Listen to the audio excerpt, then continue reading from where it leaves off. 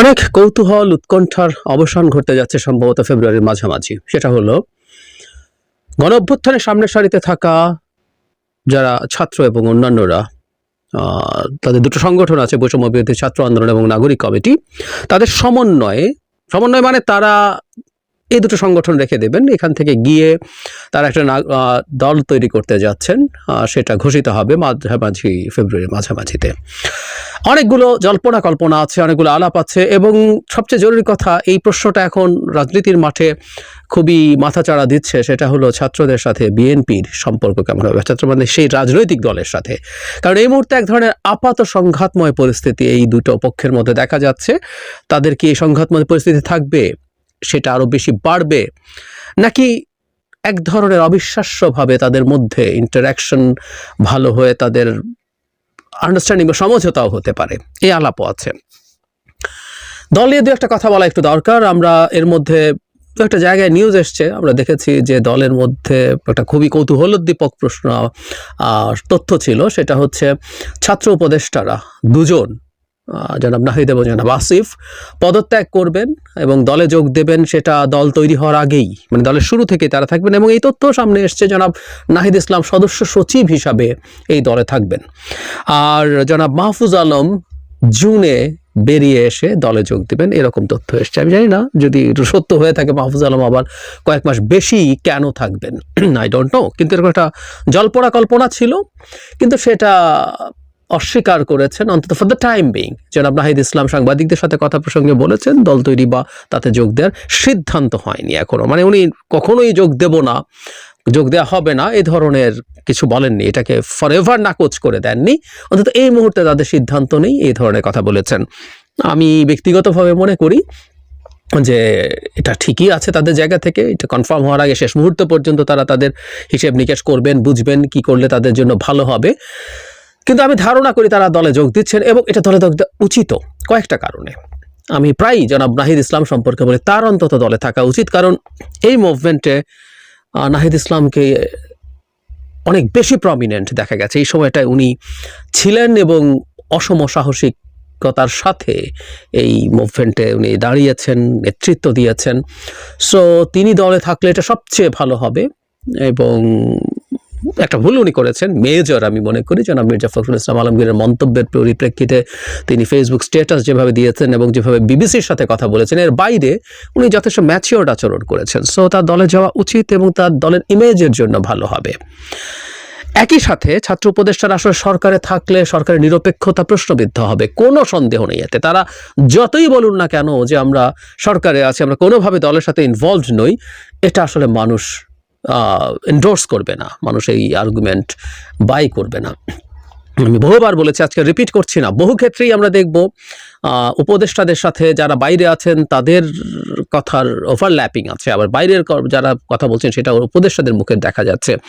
আর আমরা তো সমাজে থাকি, প্রায় এই কথাটা বলি, দেখা যায় যে, বা এই তথ্য আমরা জানি যে উপদেষ্টারা কোনো না কোনো ফর্মে দল তৈরির সাথে আসলে এখনো ইনভলভ, কারণ এই দলের জন্য বিভিন্ন এলাকায় কাজ বেশ আগে থেকে চলছে।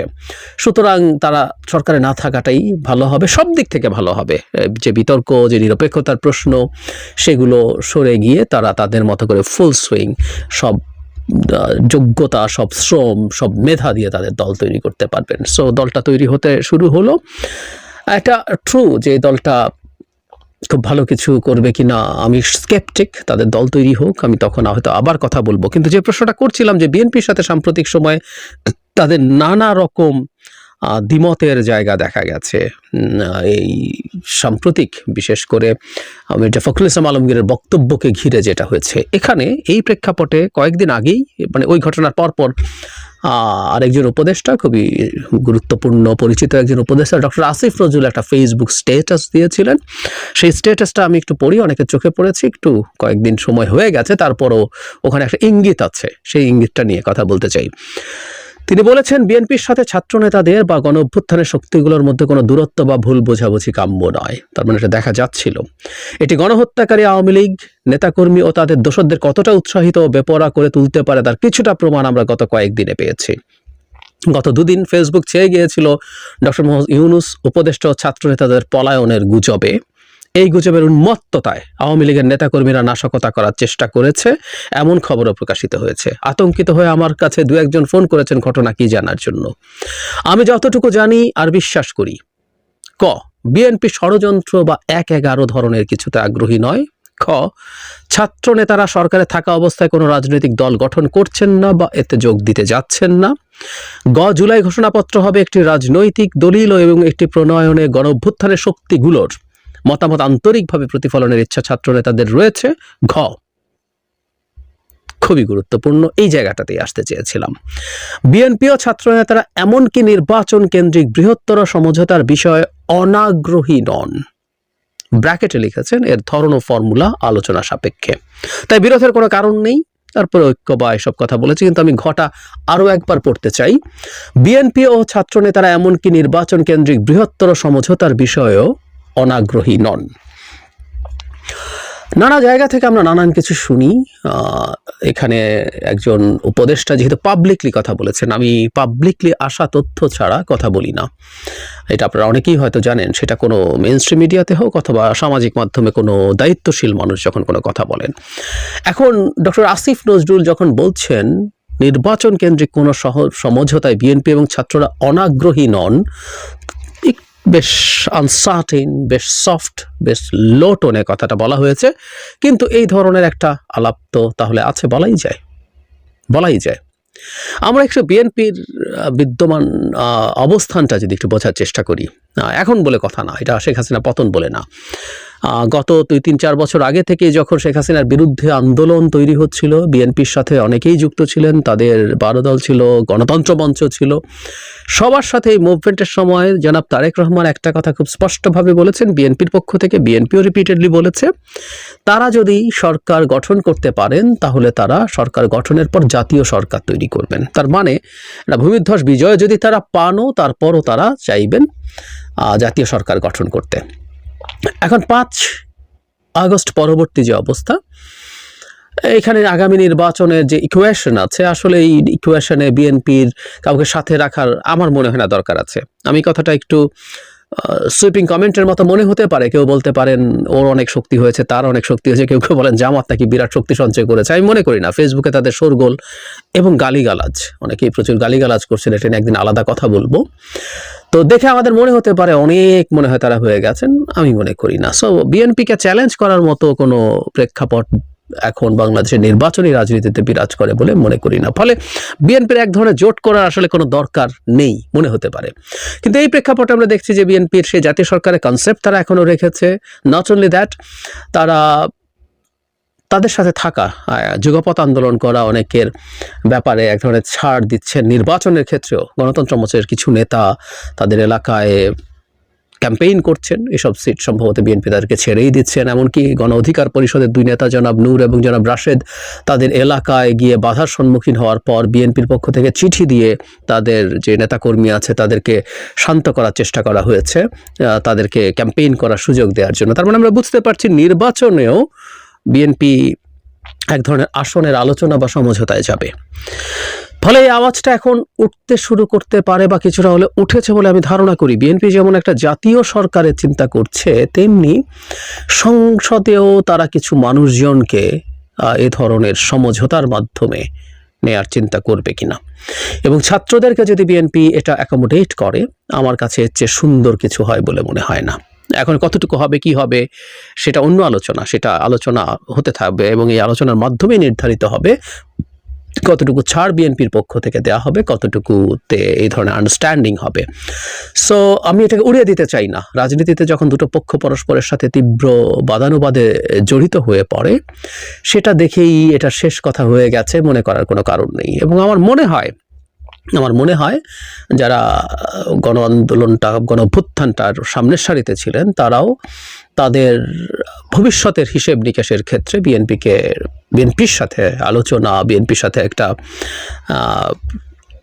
এক ধরনের সমঝোতা এই চিন্তা তারা রাখতে পারেন, কারণ যদি তারা মধ্যপন্থী রাজনীতির কথা ভাবেন, আমি এই জায়গাটাকে আসলে গুরুত্ব দিতে চাই। আমি নাগরিক কমিটি বা বৈষম্য বিরোধী ছাত্র আন্দোলনের একাধিক নেতাকে দেখেছি, তারা বিভিন্ন টক শোতে এই আলাপটা করছেন যে এটা একটা মধ্যপন্থী দল হতে যাচ্ছে। সুতরাং মধ্যপন্থী দল যদি হয়ে থাকে তাহলে ইসলামিস্ট ফোর্সগুলো তাদের জন্য কোনো বিকল্প না, সেই বিকল্প একমাত্র বিএনপি। বিএনপির সমস্যা আছে, স্খলন আছে। বিএনপি এখনই ক্ষমতায় আসার আগে সত্যিকার অর্থে বিএনপি তৃণমূলে বেশ কিছু লোকজন বিভিন্ন রকম চাঁদাবাজি সহ এরকম বিভিন্ন রকম অপরাধে জড়িত হয়ে পড়েছে, কোনো সন্দেহ নেই। এটার দায় মূলত সরকারের, এমনকি সেনাবাহিনী এখন মাঠে আছে, তারপরও কেন এগুলো হতে পারছে আমরা এই প্রশ্ন করতে পারি। তারপরও নৈতিকভাবে বিএনপির দিকে কেউ আঙ্গুল তুলতেই পারেন, তুলেছেনও, কিন্তু বিএনপির অন্তত সর্বোচ্চ পর্যায়ে এই ব্যাপারটার ব্যাপারে যে খুবই টাফ সেটার প্রমাণ তারা দিয়েছেন 1002-এর মতো বহিষ্কার করে। তারপর এটা করছে, কিন্তু আমরা বলছি এই সুশাসনের জায়গাগুলো ধীরে ধীরে ধাপে ধাপে ঠিক করে নেওয়া যাবে। বিএনপি যদি ক্ষমতায় থাকতো তখন আমরা বিএনপিকে পুরো ব্লেম করতে পারতাম যে তারা প্রশাসনিক বা আইন শৃঙ্খলা রক্ষাকারী বাহিনীকে দিয়ে ব্যবস্থা নিচ্ছে না কেন, তখন পুরো দায় তাদেরকে দিতে পারতাম। সো বিএনপির এই অভিযোগের বাইরে একটা, যখন যেহেতু বাংলাদেশকে এখন আইডিওলজিক্যালি দুভাগে ভাগ করার চেষ্টা করা হচ্ছে, রাজনীতিতে এক ধরনের প্রো ইসলাম বা ইসলামিস্ট ফোর্সগুলো একত্র হওয়ার চেষ্টা করছে, ছাত্ররা যদি এক ধরনের সেন্ট্রিস্ট ফোর্স হিসাবে থাকতে চায়, তাদের দলকে গড়ে তুলতে চায়, আমি তো আসলে বিএনপিকে তাদের একটা ভালো অপশন হিসেবে দেখি, যাদের সাথে তাদের এক ধরনের আন্ডারস্ট্যান্ডিং হতে পারে। এবং এই পার্লামেন্টে বেশ কয়েকজন আমাদের পরিচিত মুখ সংসদে আসবেন, যাদের আসনে বিএনপি তাদের অন্যান্য ক্ষেত্রে যেমন ছাড় দিয়েছে সেটা দেবে, এবং তারা পার্লামেন্টে গিয়ে তাদের স্বপ্নের কথা, তাদের চাওয়ার কথা, পাওয়ার কথা নিয়ে ফাইট করবেন, ডিবেট করবেন, এবং বিএনপিকে তাদের ভুলভ্রান্তি নিয়ে সমালোচনার মধ্যে রাখবেন। এটা খুবই সুন্দর ব্যাপার হতে পারে। সুতরাং আমি মনে করি যে দুই পক্ষের দিক থেকে এই উত্তেজনাটা কমে আসা উচিত, এবং পরস্পরের সাথে তাদের আলোচনা বাড়ুক, এবং সমঝোতার মাধ্যমে তারা আরও কাছাকাছি আসুক, তারা ভবিষ্যতের রাজনীতি করুক। এবং খুব স্বাভাবিকভাবে ওরা তো আর বিএনপিতে যাচ্ছে না, তাদের এক ধরনের সমঝোতা হচ্ছে, তাদের সমালোচনা, তাদের সব কিছু থাকলো। বিএনপি খারাপ করতে থাকলে তাদেরকে ট্র্যাকে রাখা, তাদের নিজস্ব রাজনীতি চালিয়ে যাওয়া, সব কিছুই একসাথে হতে পারে। কিন্তু যদি বিএনপির সাথে কনফ্লিক্টিং সিচুয়েশন তৈরি হয়, আমি মনে করি রাস্তায় একটা বড় বিপজ্জনক পরিস্থিতি রাষ্ট্রের জন্য তৈরি হবে। দুটোই অত্যন্ত গুরুত্বপূর্ণ ফোর্স শেখ হাসিনা পতনের জন্য। একটা বছরের পর বছর ভয়ঙ্কর অত্যাচার নির্যাতন সহ্য করে ফাইট করেছে, আর একটা গ্রুপ শেষ মুহূর্তে এসে অত্যন্ত ডিসাইসিভ রোল প্লে করেছে, যদিও তখনও বিএনপি খুব ভালোভাবেই মাঠে ছিল। সো এই দুটো ফোর্স যদি মুখোমুখি হয়ে যায়, খুবই সাংঘর্ষিক অবস্থা হয়, আমাদের জন্য ভালো হবে না। বটম লাইন, আমরা যারা বাংলাদেশকে অন্তত সেন্ট্রিস্ট ফোর্স, বাংলাদেশের রাজনীতিকে নিয়ন্ত্রণ করবে, শাসন করবে দেখতে চাই, তারা আশা করি ছাত্রদের যে দল তৈরি হতে যাচ্ছে, ডক্টর আসিফ নজরুল যে কথা বলছেন সেটাই সত্য হোক, যে তাদের মধ্যে নির্বাচনে সমঝোতা যেন অসম্ভব না হয়ে ওঠে, এত ইনডিরেক্টলি যাতে সম্ভব হয়ে ওঠে, এবং এটা খুবই পজিটিভ দিক।